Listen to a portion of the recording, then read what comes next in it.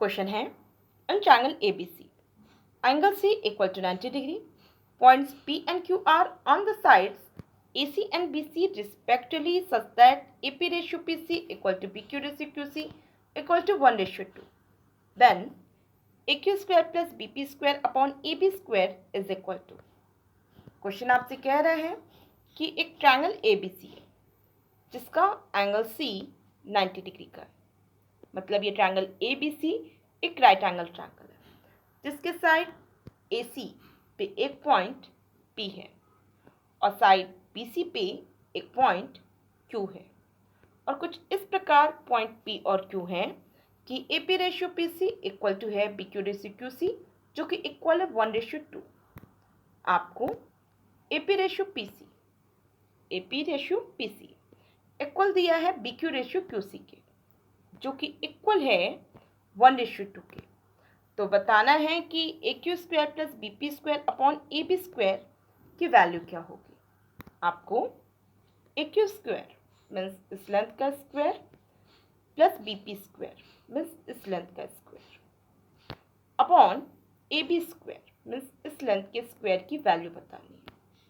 Means आपको जो values बतानी है वो सभी वैल्यूज़ आपको राइट एंगल ट्रायंगल के हाइपोटेनस के रूप में ही मिलेंगे। जैसे कि ये राइट एंगल ट्रायंगल लिया जाए BCP तो आपको BP ये हाइपोटेनस के रूप में मिला। और इसी प्रकार जब आप राइट एंगल ट्रायंगल ACQ इसे लेंगे तो आपको AQ ये हाइपोटेनस के रूप में मिला। और जब आप राइट एंगल ट्रायंगल ABC इसे देख रहे हैं तो AB आपको ये भी हाइपोटेनस के रूप में ही मिल रहा है। तो आप जान रहे हैं कि ये जो हाइपोटेनस हैं AQ, BP और AB ये सभी हाइपोटेनस तभी निकल सकते हैं जब आपको राइट एंगल ट्रायंगल के परपेंडिकुलर्स की लेंथ पता हो। लेकिन यहाँ पे राइट एंगल ट्रायंगल के परपेंडिकुलर्स की लेंथ दे के नहीं रखा है, बस रेशियो दिया हुआ है। तो क्योंकि आपको यहाँ पे जो हाइपोटेनस के जो वैल्यू बतानी है फाइनल वो फ्रैक्शन में बतानी है, तो ऐसे में आप फ्री हैं APPC और BQQC की लेंथ अपनी तरफ से पुट करने के लिए, क्योंकि फाइनल आपको कट के एक फ्रैक्शन के रूप में ही वैल्यू मिलेगी। तो जब आप फ्री हैं AP, PC, BQ और PC मतलब AP, PC, PQ और QC की लेंथ पुट करने के लिए बस इस बात का ध्यान देना है कि वो 1:2 में होने चाहिए। तो लेंथ आप कुछ भी मान सकते हैं, तो क्यों ना लेंथ यहाँ पे AP और BQ की 1 यूनिट ही मान लिया जाए, जिससे कि आपको PC और QC की लेंथ 2 यूनिट मिल जाएगी। अब इससे क्या होगा कि आपको इस राइट एंगल ट्रायंगल के ये जो दो परपेंडिकुलर साइड्स हैं वो इक्वल मिल जाएंगे।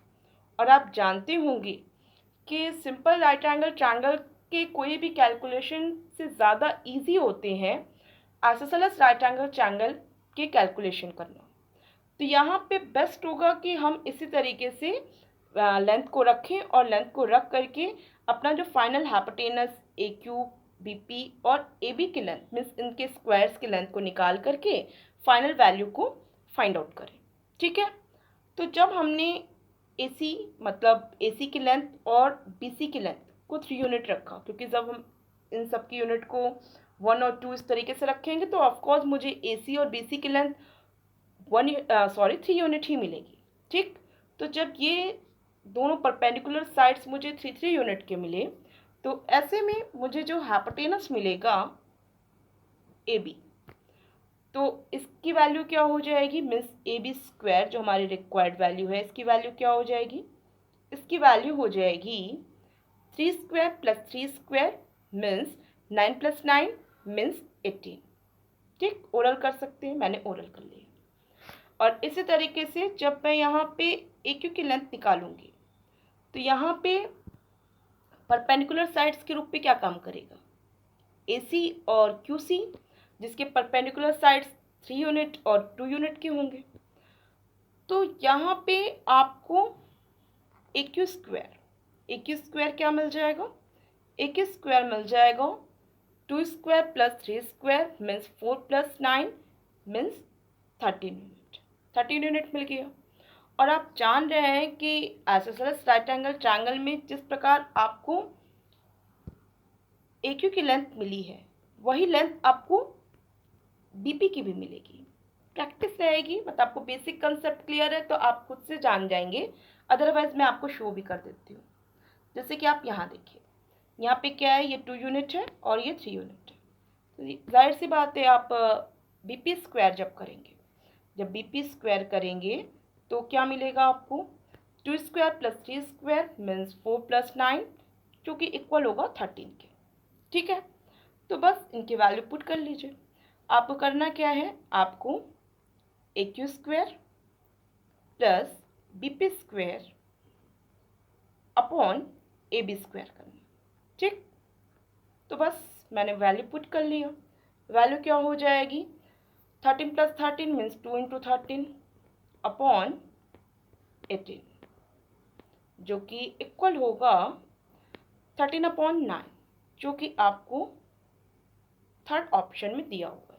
बहुत ही सिंपल क्वेश्चन है, लेकिन फिर भी मैंने काफ़ी डिटेल में एक्सप्लेन करके आपको वैल्यू दी है। आप अपने लिए जब इसे कैलकुलेट करेंगे, मीन्स अपने लिए जब इस्तेमाल करेंगे, तो आप बहुत जल्दी सेकेंड से वैल्यू फाइंड आउट कर लेंगे। बाकी मैंने एक्सप्लेनेशन में टाइम लिया है, आपको खुद के लिए टाइम नहीं लगेगा। आपको अभी भी कुछ कन्फ्यूज़न लगता है तो आप मुझे कमेंट बॉक्स में दीजिए। अब मैं नेक्स्ट क्वेश्चन पे चल रही हूँ।